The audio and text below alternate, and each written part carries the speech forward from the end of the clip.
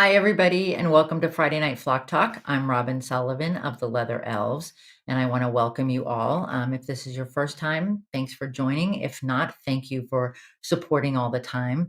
I have some introductions and reminders that I need to do right out of the gate, and then we'll be done with that and be able to get on to the fun part. Hi, Elaine. So you can like the Leather Elves on Facebook and you get notifications when we go live. You can also check our Facebook page to catch on surprise sales, pop-up events, things like that. You can follow the Leather Elves on Instagram, and you can also subscribe to our YouTube channel. You'd think I would know that by now. I have to keep checking my paper and I do it every single week. But so that's the business end of things out of the way. The other thing I wanted to talk to you guys about before we get started is the Rockstar Rescue Tour 2024.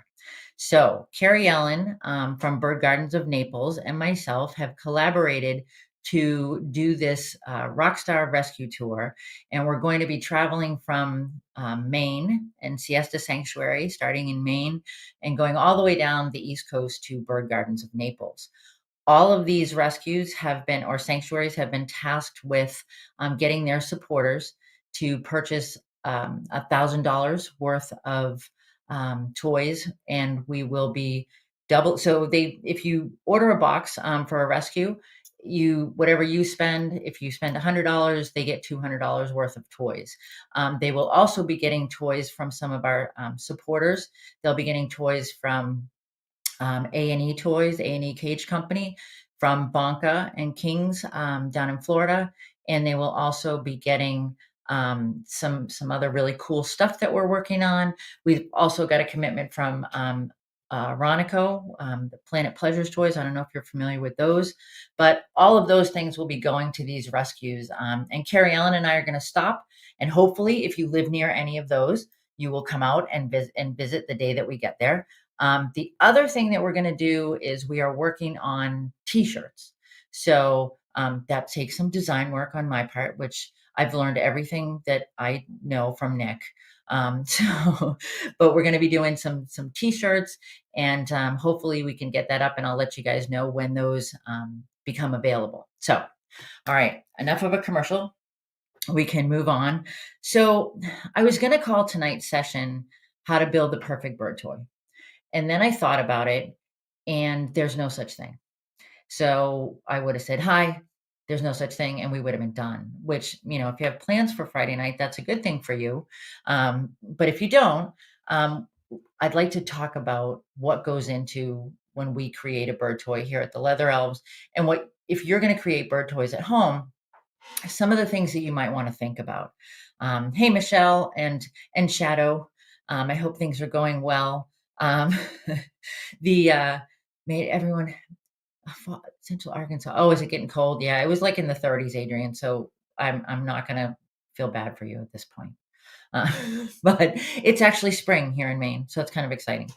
But the first thing I want to talk about when you're designing a bird toy is knowing your bird. So you can design the coolest toy ever that you think is going to work. It's going to be great. But if you haven't taken into consideration what your bird likes to do or appears to like to do, then you're going to waste your time. You're going to waste your money buying parts. You're going to waste your time collecting things to build with. So you really want to think about what your bird does the most. And this is just like when we talk about how do you find the perfect reinforcer for a bird, we talk about you put things out on a plate and you see what they do. So initially, and if you're new to birds, which a lot of you who are on, I know you're not, but if you're new to birds, then you want to think about what's this bird's history? Where does he come from?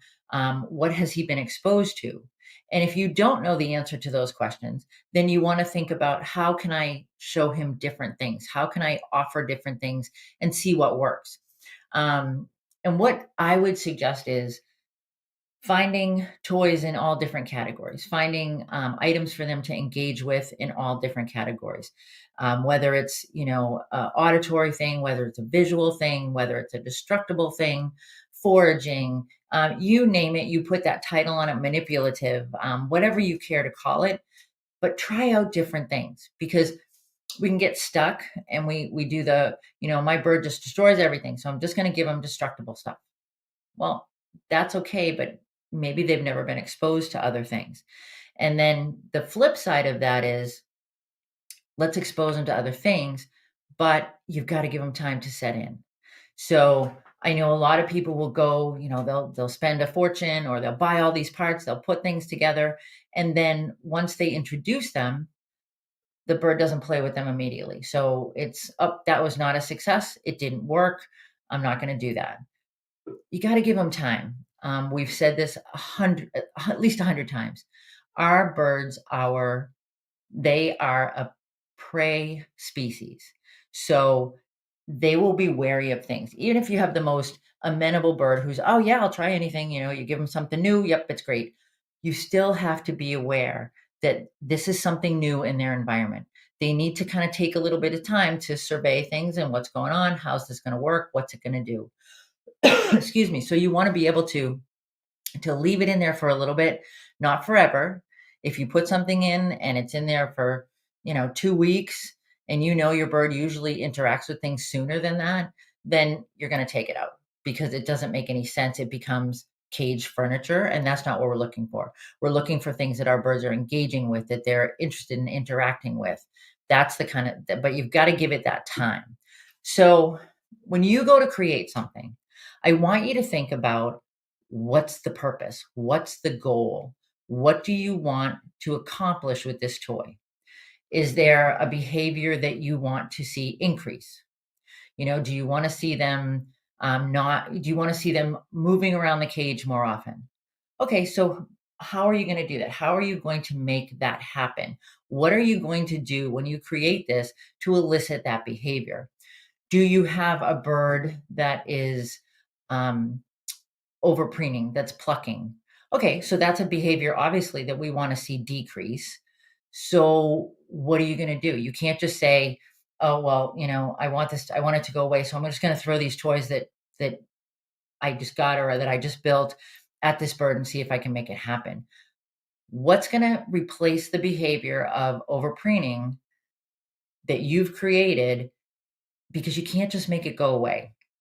I know Elaine, I think Elaine is on, and we've talked about Kamala, her bird a lot of, we've talked about her a lot. And one of the things, she does a ton of foraging stuff. It's amazing. And that replaces some behaviors that Elaine doesn't want to see. So she knows, she's put, two and two together, that by offering foraging activities, Kamala doesn't have as much time to, feather pluck or to be self-destructive. And those are the kind of things you want to think about. You can't, well, you can just put toys in or create toys and not have a purpose for them. And sometimes that's okay too. Sometimes things are just for fun because they look like they would be fun. But knowing what you want to either increase or decrease will help you create more effective enrichment and more effective toys. Is it, and small approximations too. We've talked about that a bunch of times. You can't, well, in some things you can fix right away, and yay, surprise, this is great, it goes away. The behavior you don't like goes away, or the behavior that you want to see more of, suddenly it's on the increase. You've got to maintain that. If you take small steps, if you give them a toy and there's a little bit less of what you didn't, a little bit less plucking. You've got a bird that's screaming all the time. You give it something to interact with and the screaming decreases a little bit. Take that as a win, okay? Don't expect that you're going to put something in there and it's going to make the behavior go away immediately, because that's almost never going to happen. Sometimes it will happen and it'll go away and you go, okay, oh, it's gone. Great. I can just go back to the way it was. Now you've got the behaviors not being maintained, and offering something, okay, I offered this toy, it got rid of that behavior, and now we're all good. Wouldn't that be nice if that was the case? But it's not, okay? I'm sorry. I hate to burst your bubble, but it's just not. So we want to think about, if I give a different toy and it takes away a behavior or it increases a positive behavior, how am I going to maintain that? What am I going to create next that's going to fix that? Hey, Candy. Hope you're doing well. So small approximations. I want to talk first of all. So we've got the goal down. I hope you guys understand what I'm saying about goals, and I think you do. Um, Materials. What are we going to use? Elaine says she wishes that were the case, that you could just do it and it would be gone. But Kamala is a challenge. But I think a lot of our birds are a challenge, and that's okay. I mean, it's that interaction. It's that, and sometimes that will, enhance our interactions because we're working harder to make a better life for our birds. Hey, Carrie. Carrie says happy Friday. So we've got our goal set. We decide what we want to get more of, what we want to get less of, and how are we going to do that. Next, we need to think about the materials we're going to use. There are so many different things you can use to make effective bird enrichment. I'm going to call it toys. It's not only toys, but we need to think about different things we can do. We get stuck again. I've got this wood. I'm just going to stack it all up and I made a toy. And I have people tell me all the time, I'm not creative enough. It's not necessarily about being creative. It's about thinking what the purpose is and how does this fit together to be most effective. So you can use natural products. You can use, and I have some, I didn't bring up a whole lot to my office, but you can use the pod cups. Okay. I think these are wonderful. They've got a hole. You can use them. You can hang them upside down. You can put covers on them. And Candy's blue and gold's a challenge. Everybody's got challenging blue and golds out there tonight. But using something like this, this can be used for, okay, so let's say I want to decrease over preening. Well, how can I do that? I can, there are people that definitely are all for putting on collars and things like that. But what if I give them a behavior to do that Kamala goes through 20 cups a week? Nice. These are awesome because you can break them. I mean, your bird's going to be able to break it, but not immediately unless we've got somebody here who was it? Oh, Frank's rose-breasted is a termite. So Frank, your rose-breasted is going to go through these. We know that. But things like this, natural products, mahogany pods, cardboard between wood pieces. Absolutely, Adrian. But let's go through. I'm going to talk a little bit about the natural stuff first, and then we'll go to man-made things. Mahogany pods. So these come in the long mahogany pods, and they're probably that long. And then you can slice them this way, and they become these really cool little shapes. You can put a hole in them. You can string them. These make great foot toys. The whole piece makes a great foot toy for a bigger bird. Smaller birds will roll them around. But I highly suggest using mahogany pods. They're a nice, different texture. They're not super soft, but they're also not, they're not like a balsa. They're stronger than a balsa wood. Let's put it that way. So mahogany pods are great. You can use the vine balls, the vine twists. A lot of these are available at makeyourownbirdtoys.com. They have some wonderful products. You can put things together and it's not crazy expensive. If you're going to buy natural products if it's not a bird source, you're not getting them from your local bird store or pet store or, an online bird retailer, then you want to be very careful that they're not treated. Okay. I've had people say, oh, I, go to Michael's and I buy the grass looking things or the vine wreaths, which are great, but just make sure that they're not treated. My kind of rule of thumb is if it's shiny, that's a no. If you're buying something that you don't know where it's coming from. So shiny usually means it's got some kind of gloss on it or some kind of coating. And you want to make sure that you don't give that to your birds because you don't know what it is. Okay. If you're not the one who's putting, dye on a cup, then you want to know what it is, where it came from. And rule of thumb, anything like that is probably not going to be great for your bird to ingest. And then comes the argument, well, my bird doesn't ingest it. My bird just plays with it. Well, 9 times out of 10, your bird's playing with it with their tongue and with their beak. And so it's going to get into their system. So you want to be careful with that. Um, the so that's natural stuff. Does anybody else have any ideas out there? Any natural items that you use? Yeah, Lori McFarland, that's a great. Um, Michelle says not creative enough means she doesn't have the patience. Lori says smell for oil. That's very true. Most natural products, they don't have. You can smell it. They've either been oiled or there's some kind of treatment. And honestly, if it smells super clean, it's probably not a natural scent. You know, we don't want them to smell like disinfectant. We don't want them to smell big fat pine cones. They're great, Frank. We don't want them to smell like they've been sanitized. Let's put it that way. You shouldn't be able to smell that on it. Save tree branches with or without flowers and leaves. Absolutely, Adrian. If you're going to cut your own wood from, out in your back 40 or in your front yard or along the side of the road, just don't get caught. I'm not paying anybody's bail money when they get caught cutting down trees on the side of the road. Yeah. Ashley's blue and gold gets frustrated if you can't figure it out in 5 minutes and then attacks it.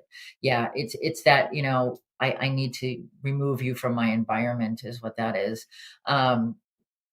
So if you're cutting down things, veggies from the garden, make sure that you know what's going into that soil, what's going on to have they been treated in any way? I don't suggest um, being from Florida is like cheating. Everything from nuts to palm fronds and banana leaves and loofah sponges. Carrie, I'm just going to come down to your house and start collecting stuff down at Bird Gardens of Naples. Carrie got me some loofah, and it's just, I think about using it for myself, but I also need to use it for bird toys. But when you're cutting things down on the side of the road, I don't suggest right on the side of the road because you don't know what the exhaust fumes have done to that. What's on those? If you're going to cut wood, you want to do it a little bit off the road. Craft sticks from Michael's. Ray, you're 1,000 in a box. So this is the life of a cockatoo. Just you want to make sure those are not treated. Jody says she likes bamboo with the leaves on and has it in bundles. Bamboo is fantastic. I love all the different textures that come with bamboo. I like the leaves. I like the fact that you can cut if you drill holes in bamboo, you can utilize the natural shelves. The way the nodules come together on bamboo, there's usually a shelf inside, and you can put things in there. It turns into an amazing a foraging opportunity. So, the bamboo, whether it's the 4-inch and then you can use it like that, or the little thin ones, they can peel it. It's wonderful. So a lot of different natural stuff that people have great ideas. Drill holes in drill holes in PVC, nuts in, and a stopper on the end. I love it, Ashley. We used to do a whole line of PVC toys, and we did them for zoos, and then we scaled them down. We did them for things like, the big carnivores and stuff like that with the real heavy PVC, and we went down to smaller. Carrie says, word of caution, living in communities down in Florida, a lot of them have lawn services that spray chemicals and have mosquito control. So you've got to be aware of things like that. And, if you can grow your own, even if it's a small patch, even if it's in a container on a balcony, if you don't have a yard, small spaces, you can still grow a lot. You can grow loofahs. Maybe you can grow loofahs, Adrian. I kill things. I don't know. Every time I have Jason on, I tell him, I ask him, what can I grow that I won't kill? So you can definitely grow things like that. Things that are not natural, when we're talking about wooden shapes, turned wooden shapes, pieces that are, cut pieces. If you're going to go and purchase wood at, a home improvement place or your local lumber yard, just make sure that it's not treated wood. It's so very important because it's not, again, you don't know what it's been treated with. Um, Michelle has some of Shadow's original Bell plastic toys. He loves them 25 years later. And that's a testament to a toy that if Shadow's still using it, and it's been around for 25 years, that's kind of a testament to a great toy. Um, and the fact that he goes back to it. I mean, I think that's important too. A little bit of variety and he goes back to it. So that's kind of neat. Talking about natural or not natural, different textures. I always try to incorporate several different textures into a toy so that, yes, there's destruction. Like Ashley's blue and gold is destroying everything, attacks the toy. Um, yes, that destruction, you should expect destruction. So if you're building toys, please don't think, "Oh, I built a toy, I'm good. I got, a couple weeks worth now." Yeah, no. That's probably not how it's going to go. So you need to expect some destruction. The When you're working with different textures though, adding things, so you guys know we use a lot of leather in our toys. Leather is wonderful. You can do all kinds of things with it. You can string things on it. You can leave it hanging down and make it more of a tactile opportunity. The other thing I like is paper rope, okay? You can untwist it, you can tie knots with it. If you've got a bird that, doesn't do leather at all, paper rope is a good alternative.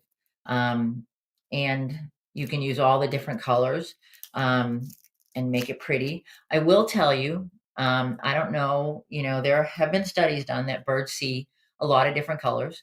They see on a different spectrum than we do, but they do see a lot of colors. But a lot of times the color is for us, as is the cute factor. So when you're building things at home, think about it as what's going to work. Go back to your goal. What works for my bird? What works for the situation? What works for the behavior I want to change? You don't have to put pretty faces on them. You don't have to make them look like a little person. You don't have to make them look like a piece of fruit. Frank goes to Home Depot and buys warped 2x4s. Absolutely, they work great after they're cut. And the thin pieces between the lumber are free to pick up. Awesome. Good tip. And if just as long as you know that they're not the pressure treated stuff, we're good. Um, 2x4s into toothpicks. I mean, I swear we should like start a company of parrots that makes toothpicks because that's, so much. So here we go. I've been sitting here doing this while I was talking to you. You can fan out paper rope, okay? And it's just a different texture, and or have your bird do it. I mean, it could be something that your bird may think that this is just the most fun ever to unravel a piece of paper rope. So yeah, so there's definitely that. Dyed versus undyed. It's up to you. It's I Years ago, I had a gentleman that used to tell me he bought toys from us, and he used to tell me that his bird would only play with blue colored toys. And I went, Okay." So he would call me and ask me, "Will you make such and such a toy and make it just all out of blue dyed wood?" Okay, sure. I'll do that. Um, but I can almost guarantee it's because the gentleman gave him only blue dyed wood. We used to have another toy many, many years ago that we would put a face on. We would burn a face on. It was like a spider with legs coming out, and we would put a face on it. There's no need for that. The bird doesn't care if there's a face on it. It's not going to make a difference. So it's really about when you're creating at home. And I've said this before. I'm sorry, I won't take your fun away, Michelle. I've said this before. When you're creating at home, it doesn't have to be pretty. Okay. It doesn't have to be some magnificent, creature that you can say, "Oh, this is a such and such," and you don't have to put a name to it. It's a toy. It's a vehicle for stopping a behavior or for increasing a behavior. It's not about what it is. Okay. It can look like junk. Okay. A lot of times enrichment just looks like junk. I remember having a conversation with a zookeeper about a polar bear exhibit one time. We were talking about enrichment for polar bears, and the polar I don't know if you guys know this, in Churchill, Canada, the polar bears come and they go to the dump, okay? So, we talked about, couldn't it be great if we could make an exhibit that just looked like the dump? And people would be horrified because, "Oh my gosh, those poor, polar bears in captivity, they're having to be at the dump." So, we really, I've talked a lot over the years about how it doesn't have to look perfect. It doesn't have to be pretty. And we just need to make it functional. Okay. We need to figure out what we want it to do. Um, so we've got a lot of comments, and I'm rambling because it's only me that's talking tonight, but I want to answer some of your questions. Yeah, Michelle, the wife, wanted the toy to match her blue wallpaper. Those are the same people that want to hyacinths match their blue wallpaper.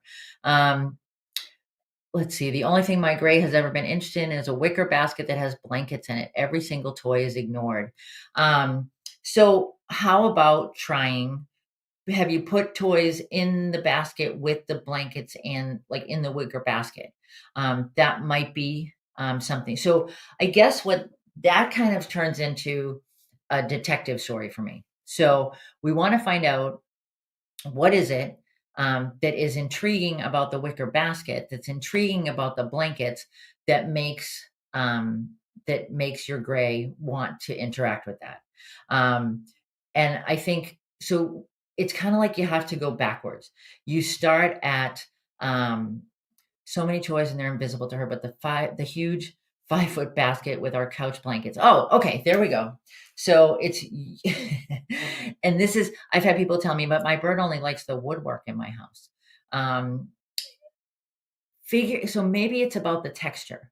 That's where I would go with the blankets and the wicker basket.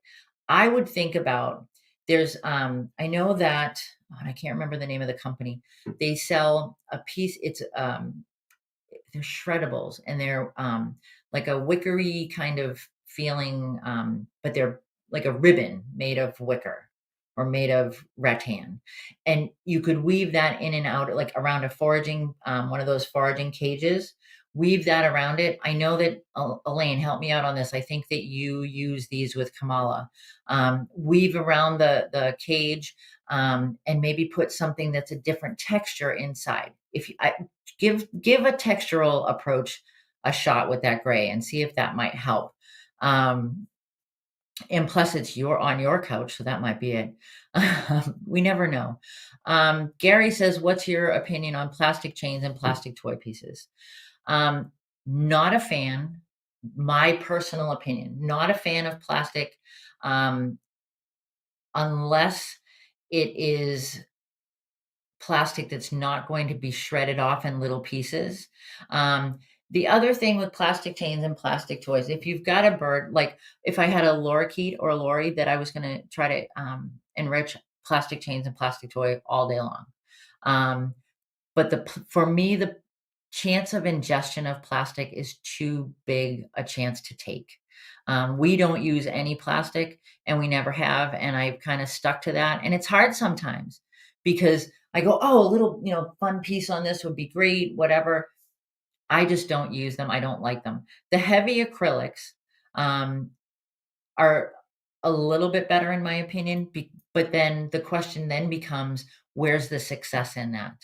Okay, so it's kind of like if somebody gave you a task. So I set this puzzle in front of you, and you work at it and work at it and work at it, and you do the things that you're supposed to do as a human, and you never get anywhere. How long are you going to do that?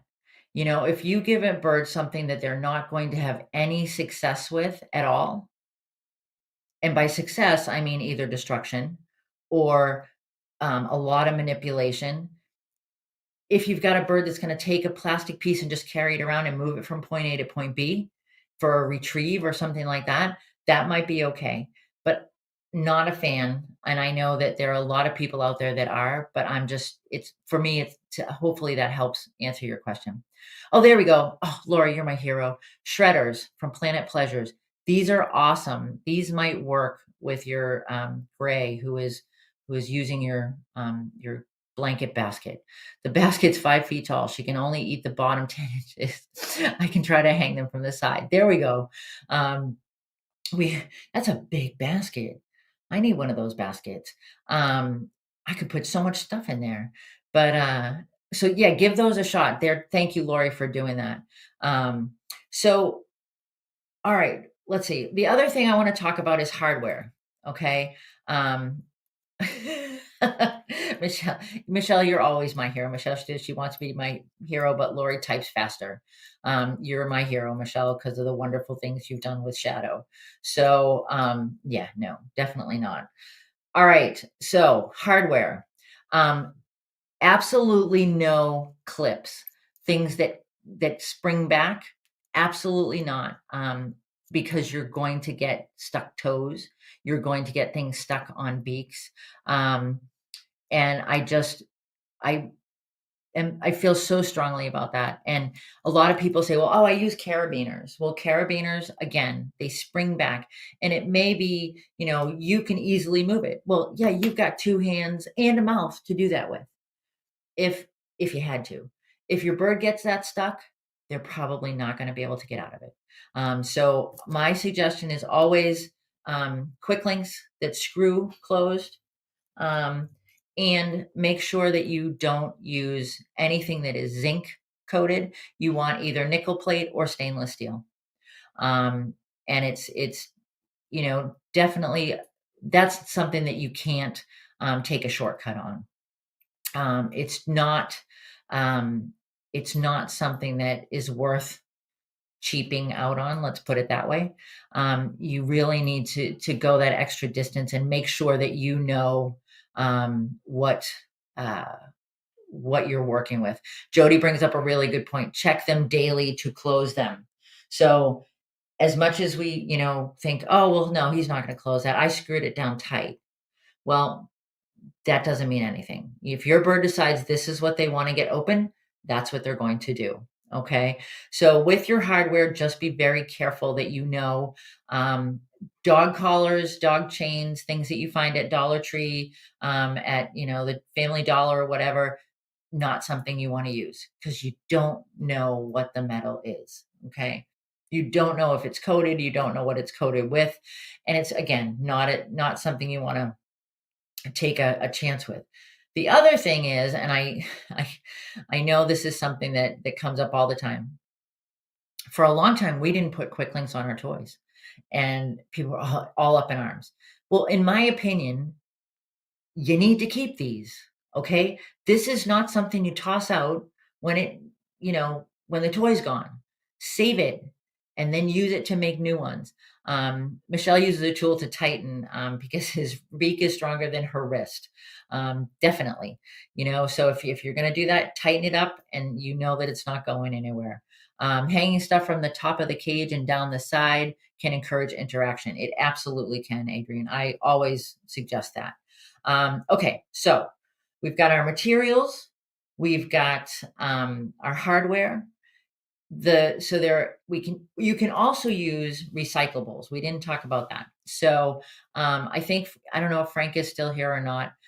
Frank, we talk about the printing on cardboard a lot, and people get really worried about the fact that the dye that they're using to print or the ink that they're using to print things is bad for our birds. I think maybe Frank's not here any longer. Most of the ink that's used these days is soy based. So it's not, it's because apparently our children put everything in their mouths. And by children, I mean human children. So we have to make sure it's safe for them and therefore is safe for our parrots as well. So just if you're going to use, your cardboard from your house, oh, Frank's here. Okay. So Frank, correct me if I'm wrong. Ink that they're using for printing these days, soy based ink, most of it. Okay. Yes. Frank says I'm right. Oh, thank you, Frank. So that's, you don't have to worry about that. Um, what you do need to worry about is that they're clean recyclables. Okay.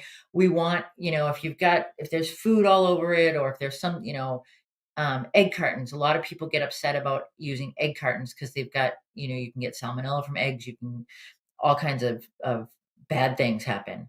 Well, if you've got your eggs broken in there and you've got some egg left over, you don't want to use that one. Okay. It's really common sense, what you're going to use and what you're not going to use from your recyclables. If you're using your boxes, like shipping boxes that come to you, just please make sure that they don't have any staples in them, or, the metal staples, the big staples. And just be careful that you're not giving your bird something that they're going to get hurt on that way. Um, the I mentioned already that the color is for us. You don't have to, but and some birds are into they are. If you're going for visual, if you want to do some visual stimulation, if you want to do some visual enrichment, absolutely use a bunch of different colors, but you don't have to. So let's see. We've got, um, all right. And I also wrote myself a note. If it's cheap, then there's a reason. Okay. So making bird choices, well, first of all, we all know that keeping birds is not a cheap hobby. We also should know that making bird toys is not a cheap hobby. You can save just like I told you to keep your quicklings. How about your chain? You want to keep your chain too. Unless your chain is, the plating's coming off or it's getting rusty, at which point you absolutely want to throw it away, but you can restring things. If a piece falls off of a toy, restring it. Drill a hole in it and stick it right back up again. You can definitely do that. You can purchase pieces, drill holes in the 2x4s that Frank was talking about. You can cut those to size, whatever size you want that to be, and put it back on a chain. It's really about, if we're talking about building toys, we're talking about a little bit of saving money, a little bit of creating what works best for your bird. So there's a lot of different reasons why. um, Frank's going to sell me back the clips. That's a deal. My clips are coming from New York anyways, Frank, so it really could work. Um, so all right. So some other tips I wanted to give you guys. I have a note to myself that says not a lot. And I mean not as in KNOT. So one of the things, the biggest mistakes that we see, when people are making their own toys, is they do a knot in the end, right? Okay, I got my knot, I'm ready. And then they string everything. Okay. They put a ton of pieces on and then they tie it off at the top. Okay. When your bird takes this knot off the bottom, everything's going to fall to the bottom of the cage. Okay. Everything's going to fall to the ground. You're going to start cursing. It's not going to be pretty. The bird's going to learn the curse words. And then where are you going to go from there? So I always tell people put as many knots as you can. All right. And for the person with the African gray, I find that African grays are all about like untying little knots. So if you take and you put a knot in the end and you put in a piece on it, like if I put this mahogany pot on, I'm probably going to tie another knot right on top before I put another piece on. Okay. And the reason I'm going to do that is because, so when my brilliant bird comes along and snaps this knot right here, yeah, okay, the mahogany piece is going to fall to the bottom. But the next thing that I put on here, they're going to have to snap that piece off next. Okay. I will tell you guys, I had a Kaik that used to take one of our toys called the Caterpillar, and he would snap all the knots. Okay. He'd go for the knots, they'd all fall down. That was his MO. And I knew that. So I would create things with more knots on it if I could. There we go. My toy parts didn't, you're going to call. Michelle says she's going to call us, her supplier, and yell that the toy parts didn't last long enough. Absolutely. That's the thing. Everybody tells me, oh, and it was gone. It was gone. If we go back to the comments about matchsticks, it's what happens. But I think that's a measure of success. If you're trying to keep a bird's beak in condition, you want them to be breaking toys. You want them to be destroying that. Adrian's bear eye was an unknotting queen. One of her favorite things was leather strips with lots and lots of knots. And that's the, an easy toy right there. Adrian, you hit the nail on the head. All I have to do is tie a series of knots in this, and you've got a toy. Doesn't look fancy, doesn't take a lot, but it's just going to hang. And you've got a bunch of knots and things for your bird to untie. And maybe you tie a piece of paper rope through the middle, so there's all this on the edges to play with. It's really about what works, what stimulates that interaction. You want to see them interaction. You want to see them working with things, working on things. If it's a foraging activity, you want to see them trying to solve that puzzle. You can kind of see that aha moment happen when, the bird goes, "Oh, this is how this works." And then it can be a repeat behavior if that's what you want it to be. Um, Shadow likes to just make all the wood pieces fall, and that's a goal. So Shadow's got goals. Michelle, you got to go with that. Um, so so the gray doesn't play with toys and has to get beak trims all the time. Okay, so if you can, if maybe you do some foraging stuff, maybe you have some foraging opportunities and you put some wooden blocks in there. She's 25. She was 25 when you got her. I don't think she ever had toys. Okay, so that's a whole nother challenge in itself. Sometimes we need to show Michelle, she can learn. We need to show them how to do it. And if this bird is you don't need to keep buying new stuff. We can work on what the stuff that you've got. Maybe it's a matter of modeling some behavior, showing them, okay, this is what you do with this. You take this apart like this, and then you give them the other end, and you say, okay, and see what they'll do with it. Maybe it's about she's not food motivated. Okay, that's fair. Some of them are not. Maybe it's about the destruction. Maybe it's about you know if it's a pellet that she really enjoys, you put the pellet inside a toy. You put the pellet inside something, so that she has to kind of work for that. It's really about what's the motivator. We need to figure out what's the motivator and what you can tell. People say, "Oh, I know he likes this toy better." Well, how do you know that? Explain it to me. Tell me why you can say to me, "That's what my bird likes." Is it because it hangs in the cage for the longest time? Does your bird just enjoy hanging out with this toy? Or are they actually interacting with it, and you can say that they like it because they work at it, because it's, an instant pile of matchsticks on the bottom. It really depends on what your measure of success is as to how much you can say that they like something or they don't like something. So when you're creating toys, give yourself an easy task in the beginning. So make it something simple. It's a string of wooden pieces on a chain with things in between. That's another thing you can do with paper rope. You can put it through chain links and tie it. Okay, so if you've got a length of chain, stick this through, tie a knot. Now you've got some, and that's going to stop things from falling off too. Okay, if you tie it around a piece of leather, you just tie your paper rope around here. You've at least got a stop gap before that piece falls off. Does that make sense? Okay, and so you start basic, and you give your this is my wonderful creation, and you give it to your bird, and you see what they do with it. And if they zip through it and it's gone, okay, so how do I increase the complexity a little bit? How do I make this last a little bit longer? How do I make it a little more engaging? So maybe I have to add if they're not food motivated, if a bird that is food motivated, maybe I add a food element to a toy.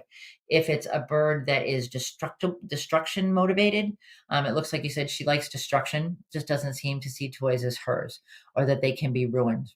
The walls, okay, so the walls definitely can be ruined. Um, so what I would do, what I would suggest with that bird is really modeling that behavior that, this show them how this falls apart. How do we take this apart? And maybe make it something that's breakable, like the mahogany pod. So you can break these, okay? And maybe it's something that you show them can be broken, and then you give them a whole one and say, okay, let's see what you do with this. And maybe it's not hanging toys.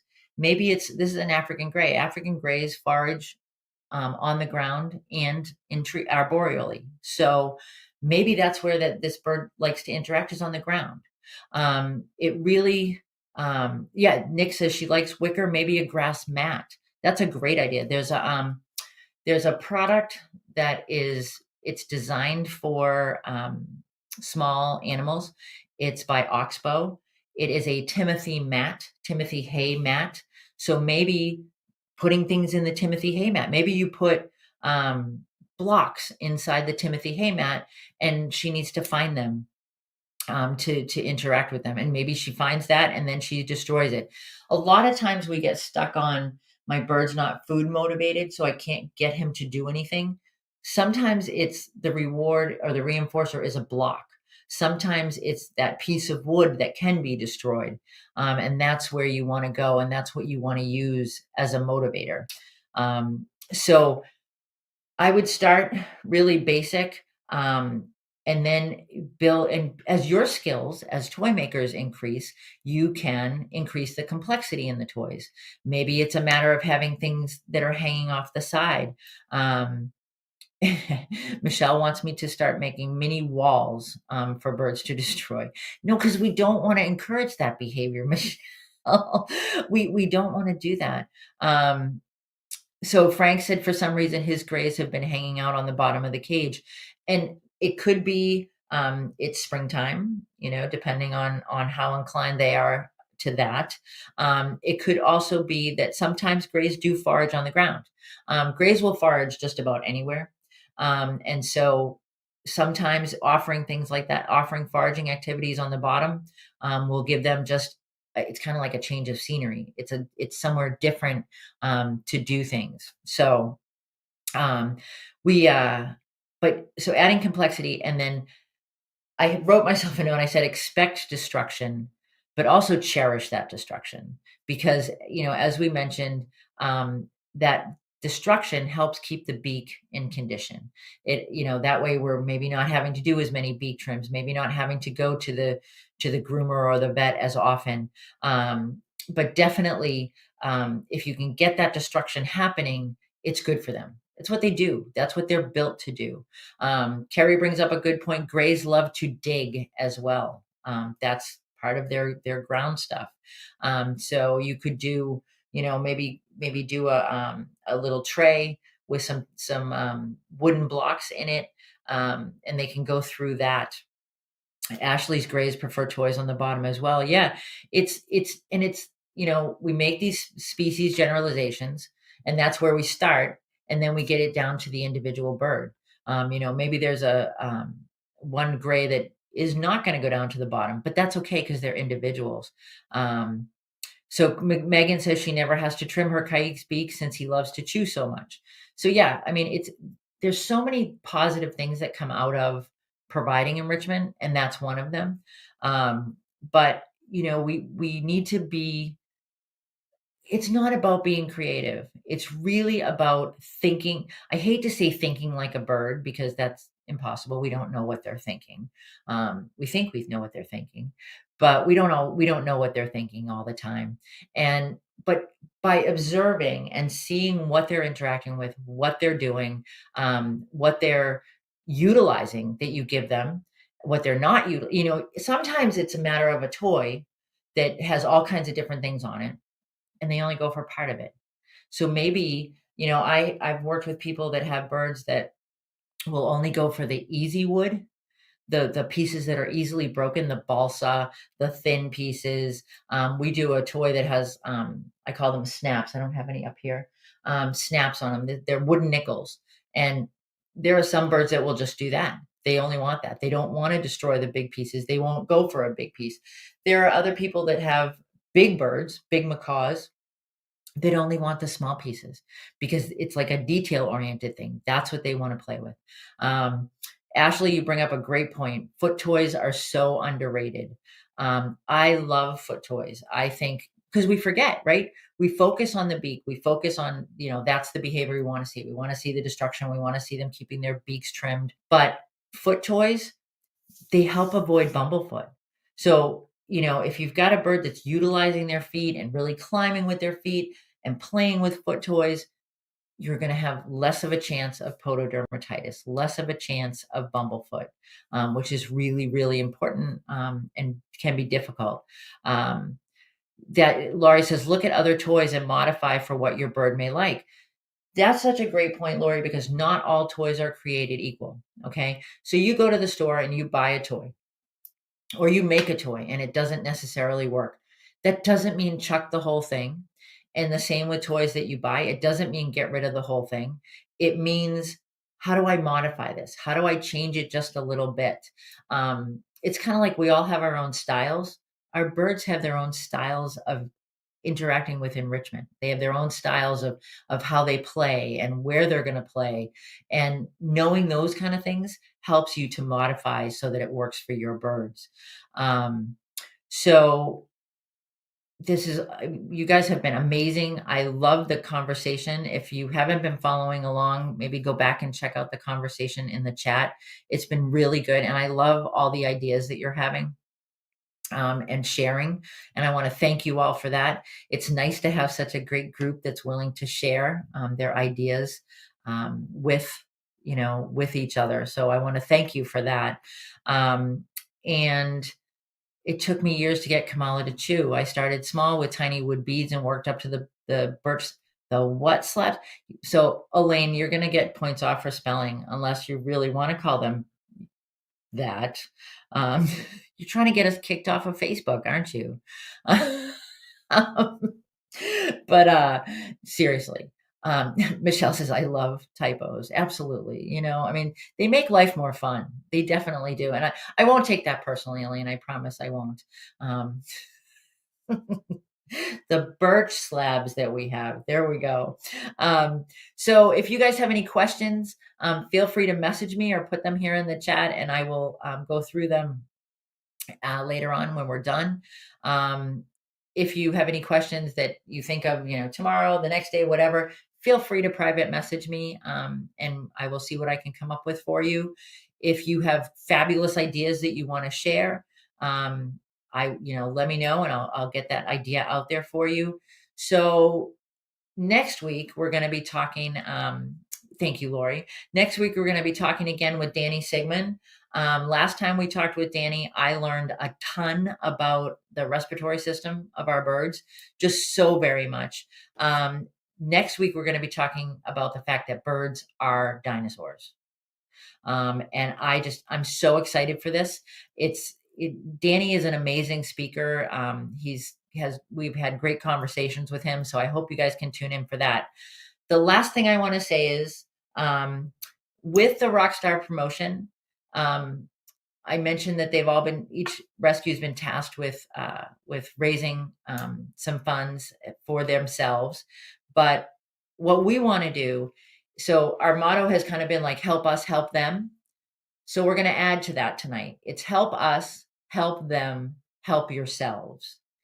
If you place an order for a rescue box, for a Rockstar box, for one of the sanctuaries listed or rescues listed below, here, and they're listed on the website as well. If you place an order for that and then you decide, hey, I really need some toys for my own bird. And you go back in the catalog and you place an order for some toys. If your order contains a Rockstar box sent to one of these rescues or allocated for one of these rescues, enter the code RESCUE at checkout and you will get 25% off everything in your order except the box. Okay. I know that sounds kind of difficult and it was a lot of information, but we want to help these guys. We want to be able to, Carrie Ellen and I really want to be able to get the biggest vehicle we possibly can, which is going to cost us a fortune, but it's worth it. We want to get as many toys and as much enrichment and treats and stuff like that to these guys as we can. So I want to thank you all. Thank you for your input. And thank you for supporting the Rockstar Rescue Tour 2024. I will see you next week with Danny and the fact that birds are dinosaurs. Have a great week.